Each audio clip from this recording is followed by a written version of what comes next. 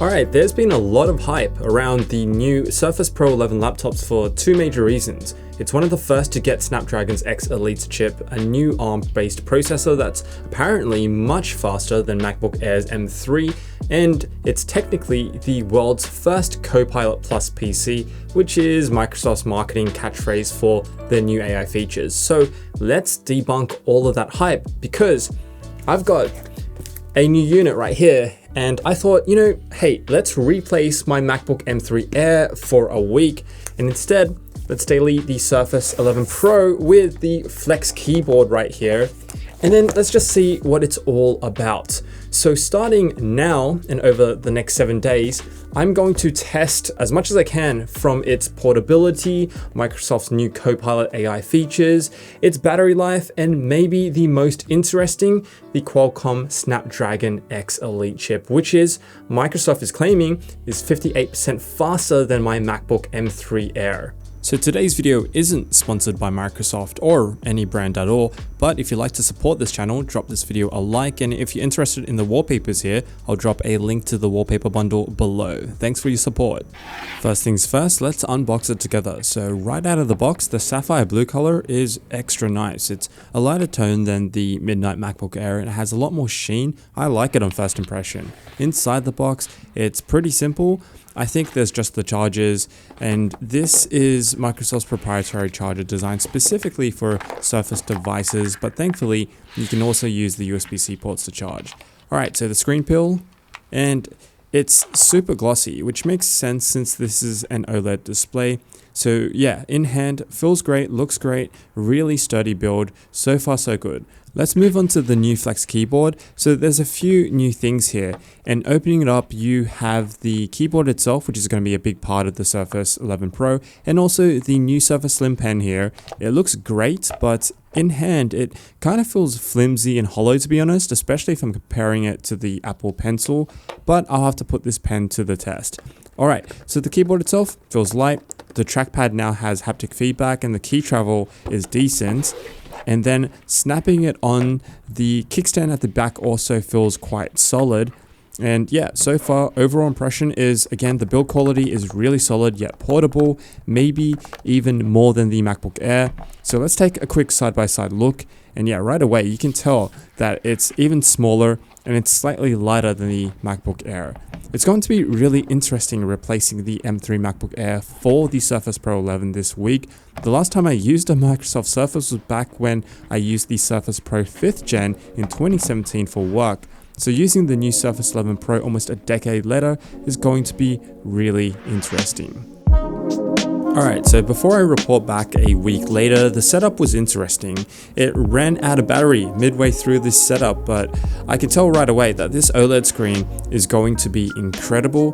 The blacks are so much better on the Surface Pro. And by the way, I experienced probably the most challenging and most frustrating capture puzzle. It took me a solid 2 minutes and I failed this one twice. Has anyone seen this one before? It's such a pain in the ass. But anyway, everything else was a breeze, and so with the magic of video editing, we'll fast forward a week and I'll give you my honest thoughts on the Surface 11 Pro replacing my MacBook Air. Let's go. Okay, so it's been a little bit over a week, and I'll tell you right away, the Surface Pro is a winning package. Microsoft has done a lot right, and I'm surprised how much I'm enjoying using this device the entire week. So much so that I think it's an exciting new era for Microsoft devices, but, and there's always a but. Let's start with the questionable CoPilot AI Plus features, because as soon as I started testing it on the first day, I quickly realized this isn't exactly what I was expecting, and here's what I mean. So the very first day with it, I jumped into exploring the CoPilot Plus AI features that are powered by the onboard neural processing unit, or NPU. There's a few things we can do with CoPilot Plus, so what I'll do is run through them and give you my opinion on each feature. So this new button here will launch CoPilot. It's basically Microsoft's AI chatbot in the form of a local app, and it's by far the CoPilot Plus feature that I use the most this week. I used it for quick questions or to generate some code. It's not unique though. You'd probably get similar results just using Perplexity, Gemini, or GPT. Then there's Co-Creator, which is kind of like Microsoft Paint on AI steroids. When I scribble on Paint with this Surface Slim pen, Co-Creator generates a live AI image of what it believes I'm drawing. It's a bit finicky and sometimes it just doesn't understand what I'm drawing at all, but when it does get it right, it works well, and I could see myself using it if I was offline on a plane flight, for example, and I needed that help of generative AI. That's probably where I'd use Co-Creator. So far, you can probably see it's not groundbreaking stuff, but there are a few more features in the CoPilot Plus ecosystem you should probably know about. Windows Studio Effects helps improve lighting and audio on phone calls. It's nice to have, but the built-in 1440p webcam already does a decent job without AI help anyway. Something more useful is live captions. So this feature translates 44 languages into English in real time.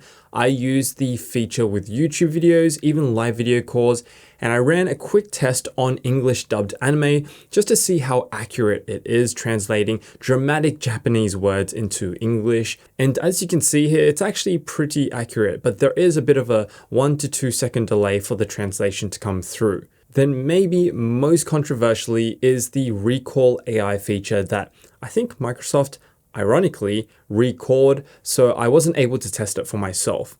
So on paper, it's actually kind of cool. If I want to find a document or a file where I've forgotten the file name, I can just describe the file in the search and the recall feature will retrieve it. It works by taking daily data from applications and screenshots and then stores these locally and analyzes it so we can recall them with natural language. But right away, you can see where the controversy started. There's a lot of potential privacy concerns with this feature.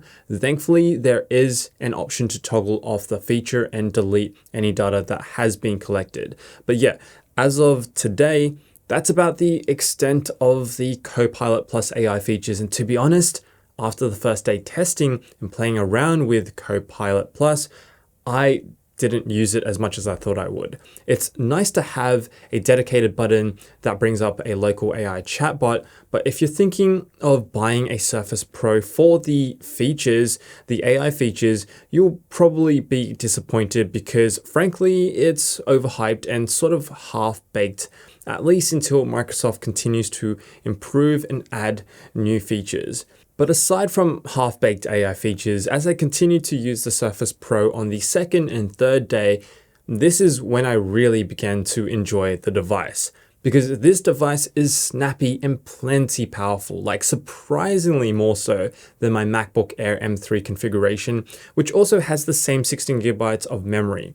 So I had to run some benchmarks right away to compare the devices because the Surface Pro was just cutting through my workflow with so much ease, and I was surprised at what I was seeing. The Surface Pro with the X Elite processor scored 13,097 on the Geekbench 6 multi-core test. That's ridiculous. It's one of the highest scores I've seen in a 2-in-1 device. I ran the same test on the MacBook Air M3 and it scored 11,458. So that's a 13% performance bump on the Surface Pro. Not bad at all. The M3 Air did wipe the floor with the Surface 11 Pro on the single core test though, and to this day, single core is still the more important score for like 99% of average users. I also used the Handbrake app to convert a 2GB 4K video clip down to 1080p, and the Surface Pro managed to get it done in just about under a minute, while the M3 Air managed to get it done in 1 minute and 10 seconds. So again, substantially faster. Right now, not everything runs natively on ARM, unfortunately. For example, Adobe only offers Photoshop, Lightroom, and Acrobat natively, so Adobe Premiere Pro, that has to run on emulation for now, which means slower performance. Also, gaming is a letdown because most games aren't compatible on ARM devices, and if they are compatible, typically they don't run well since it's not optimized for the ARM architecture. To be fair though, the Snapdragon X processor isn't made for dedicated gaming. So that's one of my biggest gripes with the Surface Pro 11. Many apps currently run on emulation and it either underperforms, drains the battery, or just straight out doesn't work. And running Handbrake absolutely demolished the battery life on the Surface 11 Pro. So let's talk about the battery life, because outside of using Handbrake, the battery life is actually a selling point and gets a gold star. I got anywhere from 12 to 14 hours of battery life each day, so plenty enough for mixed day usage, and that's a big improvement over the previous gen Surface Pros.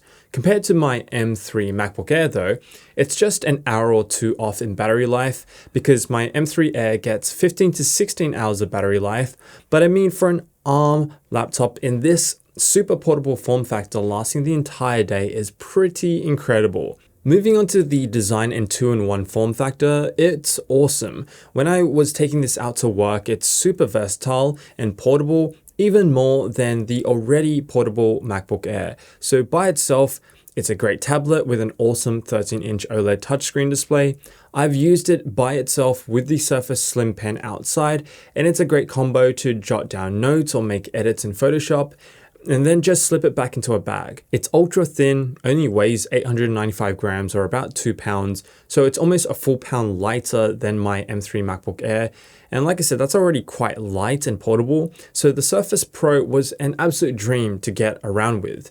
The only thing is, good luck using this on your lap. It doesn't sit flush on your lap at all, unlike traditional laptops. But when I was back working at a desk though, the Surface Pro Flex keyboard is one of the better tablet keyboards that I've used.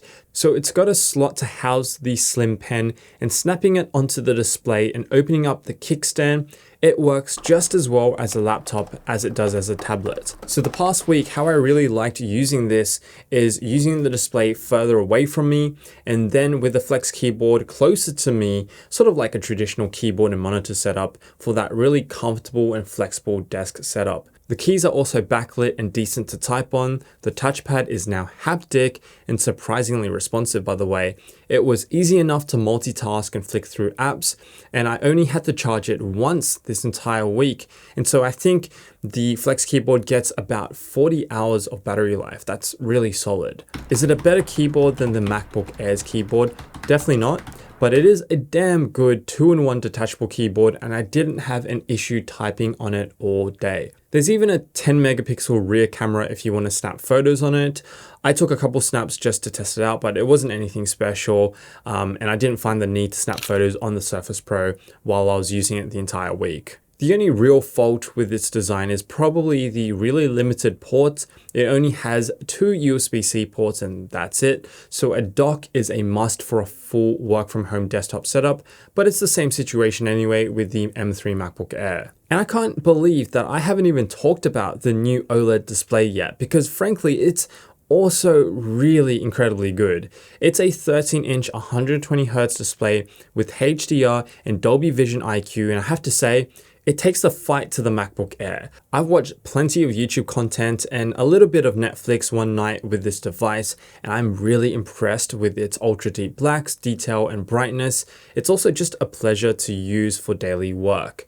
The M3 MacBook Air is no slouch with its liquid retina display, but it's no OLED panel either. You can't go wrong with either display ultimately, but using the Surface Pro display for a week now, I have to say I'd probably pick the Surface Pro display. Alright, so after a full week with the Surface Pro replacing my M3 MacBook Air, here are my final thoughts. I'm disappointed that CoPilot Plus is a letdown. I didn't find myself using it after the first day, and that's not going to change anytime soon. It's currently more marketing than substance, but the Surface Pro is more than its overhyped AI features. It's an incredible portable computer with the best battery life I've seen in a 2-in-1 form factor. Performance is even snappier than most desktop PCs out there, and the OLED display is, I think, better than my M3 Air's display. If I were out on the road all the time and traveling for work, I would pick up the Surface Pro 11 over the MacBook Air, no questions asked.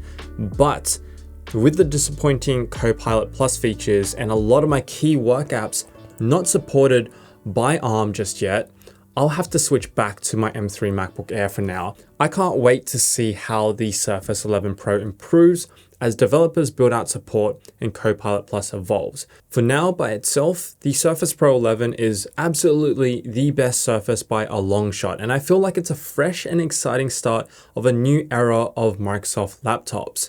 If you made it to the end of this video, comment the code word CoPilot and I'll give it a like for watching until the end. I'll drop my review of the M3 MacBook Air over here. It's an incredible laptop still. And as always, thanks for watching and I'll see you in the next video.